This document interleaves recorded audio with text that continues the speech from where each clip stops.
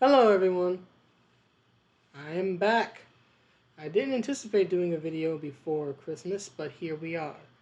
But then again, I did not anticipate Gail Simone of all people actually finding a tweet of mine and responding to it. Right, so I just wanted to, since it's such an odd thing to happen, right? Especially since I didn't tag Gail or anything, and no one that I saw that follows me or who I follow tagged her. So I figured I would just make a quick video about it, give my opinion, on this story she's working on, or she's been writing. There's like 5 issues of it called The Variant. It's basically Jessica Drew as every other hero type of thing going on, like what they've been doing with Gwen, Gwen Stacy, and especially Miles Morales recently. Putting different hero mantles on one character. What if they were Cap? What if they were this? What if they were that? Right, that type of thing. Now, let me sort of give it the backstory, in particular for those who are not on Twitter, who don't follow me on Twitter. I came across this tweet from Mr. Bug saying, so the big bad multiverse threat to Jessica, Jessica being Jessica Jones, is a Jessica that was upset she couldn't get laid by Cyclops. Gail, this is garbage. Now, many people have been calling this version of the character, which is the one in the white costume, that's supposed to be Jessica Jones during her brief stint as a hero named Jewel, right? So many people online have been referring to this as Femcell, Jessica Jones, whatever. It's not really the tweet that sort of got under my skin. Mr. Bug is entitled to his opinion. For me personally, um, petty jealousy is not a big deal for what's supposed to be a villain of a villain origin story here, right? Petty jealousy, petty romantic rivalry, that's just classic to human nature. So that's not what bugs me here. It's not the motivation of the of Jewel of Femcell Jessica Jones here. The motivation actually I think makes a lot of sense. It's what happens in the story at this point. And I want to be clear, these panels that are here, one, are in sequence. So it's not a clever edit to make it seem like something it isn't. Number one.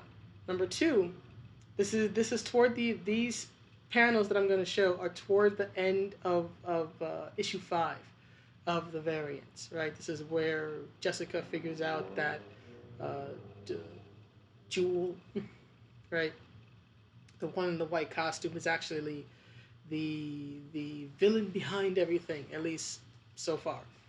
So this is Jewel giving her villain origin story, and I know it's hard to read, so I'll just summarize it. So it's basically talking about how when she was a teenager, around the age of 16, she had a crush on Cyclops, Scott Summers.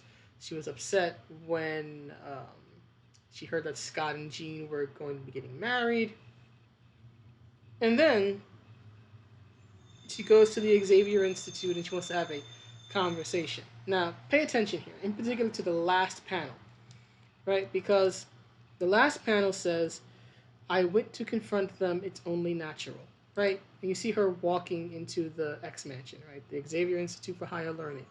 This is the next panel. And this is the same in story. I want to be clear. This isn't some sort of edit that's leaving stuff out. This is actually in sequence.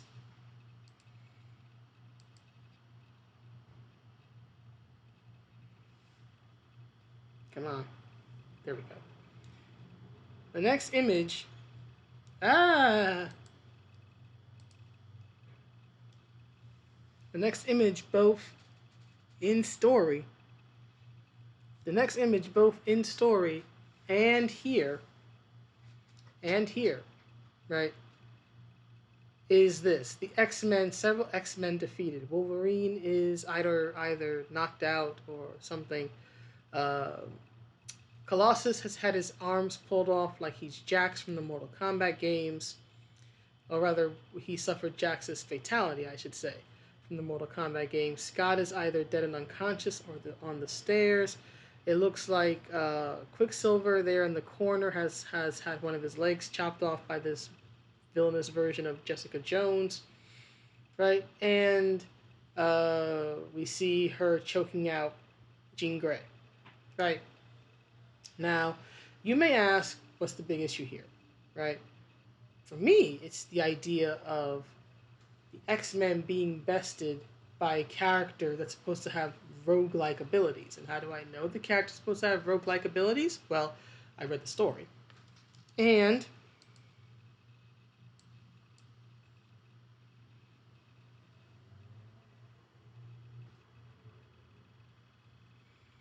as we see, and again, this is in sequence, you see a version of her where she's about to punch Rogue in the face, right? And she explains how she got her powers, right? Because to be fair, in this top panel here, Jessica's like, good God in heaven, you're telling me Colossus, Phoenix, I couldn't take either of them on my best day. How did you? And then Jewel's like, oh, you're precious. You think I have your powers? And then she explains that they're more like Rogue's. Like, first of all, here's the thing here, right here, this panel.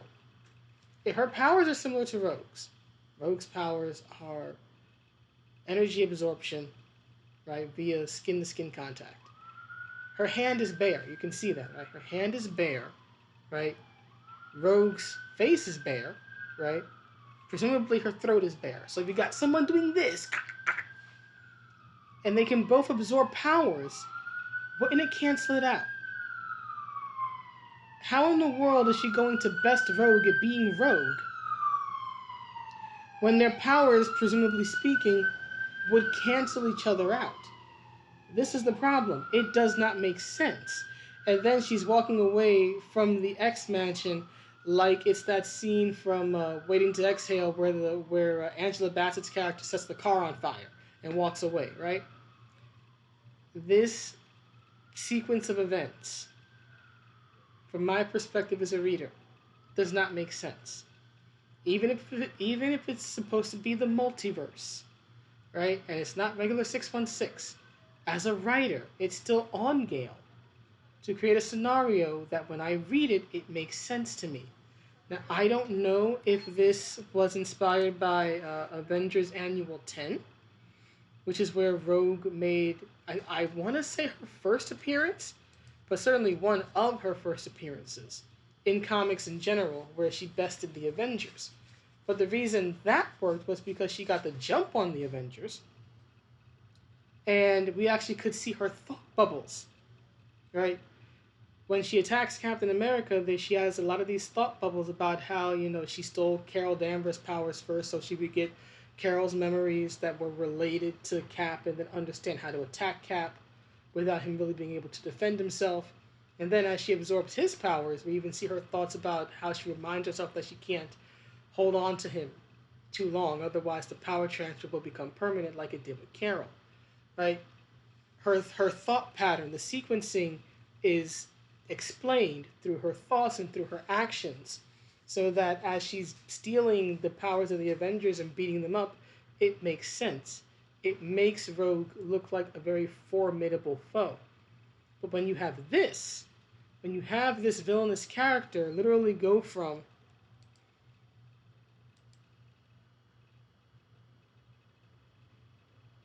just walking into a building, walking into the X Mansion,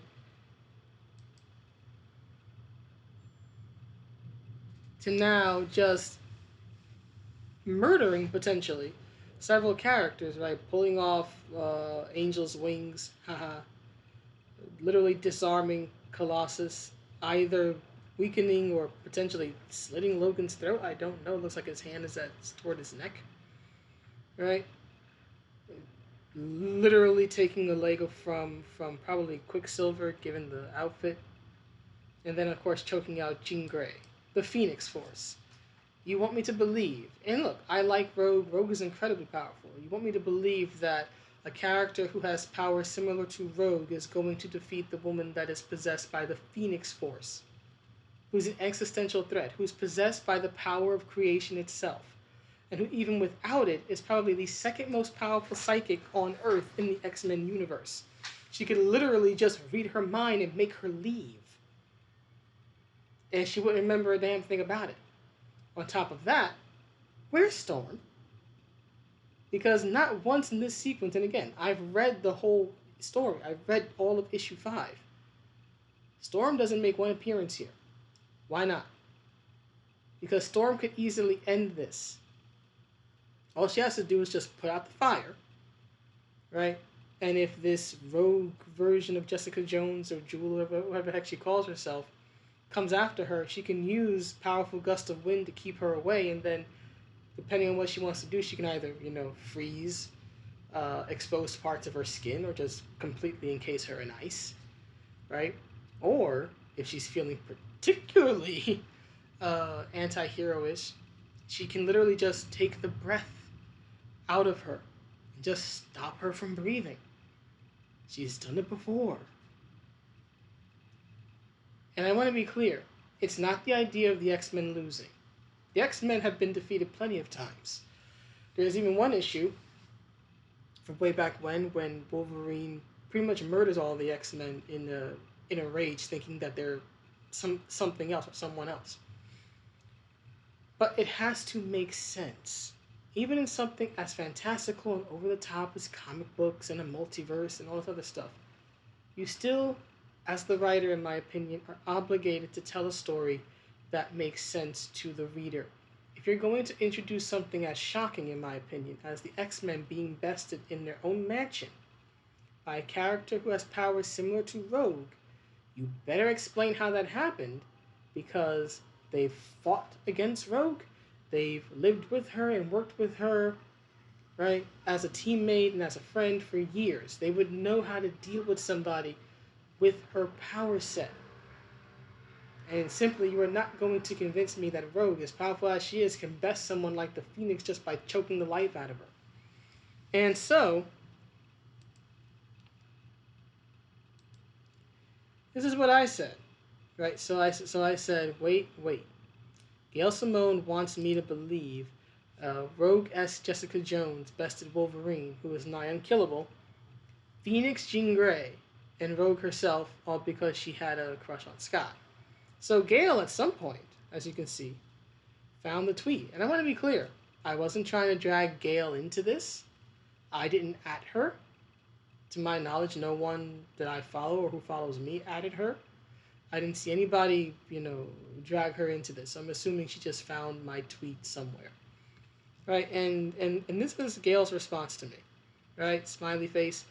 I hear ya, but she actually drains powers at the same time, so she's draining those X-Men as she defeats them. They get weaker as she gets stronger. If she drains Colossus and Phoenix first, she quickly surpasses their power level because, well, it's very diminished. Now, while I don't agree with Gail's reasoning here, because my first question is, how in the world does she defeat the Phoenix? Again, how does Rogue or anybody with Rogue similar power set best the Phoenix? Who also has the power of Jean frickin' Grey, one of the most powerful psychics on Earth according to X-Men lore. So you're still not convincing me, but I will give Gail credit for actually responding to me respectfully, because I've seen her interactions with other people at times, and she hasn't always been so kind. So I will return the favor. I mean no disrespect, right? I'm not swearing, I'm not cursing, but I'm also going to give my opinion as I honestly see it. I'm going to point out what I feel are flaws. In my opinion, hopping into the comments after the story has been printed, right, and trying to basically fill in the gap now because you came across a critique that you didn't agree with doesn't, for me, it doesn't change anything. Explaining that if she drains Colossus and Phoenix first, she'll surpass their power level doesn't do anything for me, because you still haven't answered my question. How did she do that in the first place? How does she beat a team of X-Men, especially the heavy hitters like Scott, like Jean Grey, like Rogue, like Wolverine, your main members, who have worked with Rogue and have fought against Rogue, who would know how to deal with somebody with Rogue's power set? And that's what I said.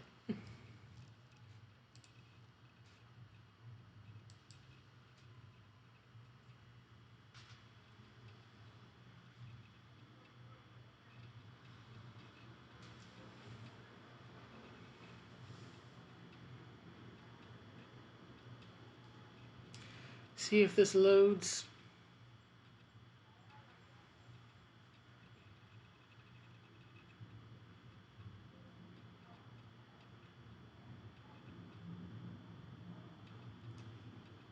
So I'm trying to find the tweet where I responded to her. One second. I'm gonna pause this and then try to come back. One second. Okay, cool. It's recording again. All right. So as you can see here, I responded respectfully. Right. Hi Gail, thank you for the input. The scene as written still makes no sense to me. The X-Men have known Rogue as friend and foe for years. They would know how to deal with someone with her power set. How did Jessica best Phoenix? Where is Storm? She could easily stop Jessica's breathing, as I explained here. Still no response yet. I have no idea whether or not Gail will respond to this tweet or any other tweet. I'm not demanding it of her. I'm just stating my opinion. That's all I'm doing. I'm just trying to clarify it as such. Now look, I want to be clear. I'm not one of those folks who's going to be like, you have to write a perfect story every single time. That's impossible, right? Nobody bats 1,000. I'm not going to damn Gail Simone's entire writing career in comics because she wrote one series of books that I find very disjointed and think is trying to do too much, or because she wrote a sequence of events that I disagree with the direction and sequencing of, that I feel needed a lot more fleshing out to make the outcome, defeated X-Men, uh, plausible. Right? I'm not going to damn her for one series of stories I don't like. Right? And I respect the fact that she's an award-winning writer of comics and animation and all this other stuff. But with all due respect to her, I'm still a reader. I'm not a professional writer, but I do read. I've read enough comics to know, and certainly X-Men comics to know, that the situation as uh, presented doesn't make a lot of sense. And popping into the comments to try to fill in the plot holes that you really should have addressed in the story doesn't help anything. With all due respect to Gail. And as I've said before, I actually do study storytelling. I have books like The Writer's Journey and The Hero of 1,000 Faces and other books. So, given that, this type of stuff really does stand out to me, right? And I'm going to be clear. I wish Gail well. I have no ill will toward her. I'm not trying to dunk on her or anything like that, but as anybody who follows me online especially will tell you, I'm very honest in my opinions, especially if they're critical. I don't think she wrote a good series of books here. And I think that this sequence of Jewel Best in the X-Men is but a small example of that. But whether or not the series is good or not is completely up to you, to the individual. I don't think it's good. I think it's very clunky. I think it's very, again, just very disjointed. It's trying to do too many things at once, too many ideas. But this really could have uh, benefited from some more pacing and maybe trying to do a few less ideas and taking the ones that are already in there and making sure that they were plausible and made sense as written, because this is still right. This still goes on your record as a writer.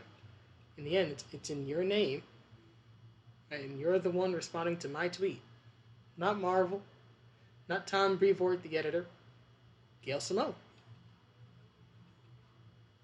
So all I gotta say is, do better, Gail. Do better. Because despite what you or other pros, especially those who have me blocked on Twitter, may think, I actually do not want to see you fail. I want to see you do better. My current state of divorce from comics is not one that I wanted, but writing like this is what has in large part pushed me away. If you want a paying customer back, create a story that she can get invested in and actually understand, and not one that contradicts her knowledge of the X-Men. But anyway, that's the video. Please let me know what you think, and I will see you all in the next one. Have a good day and night wherever you are.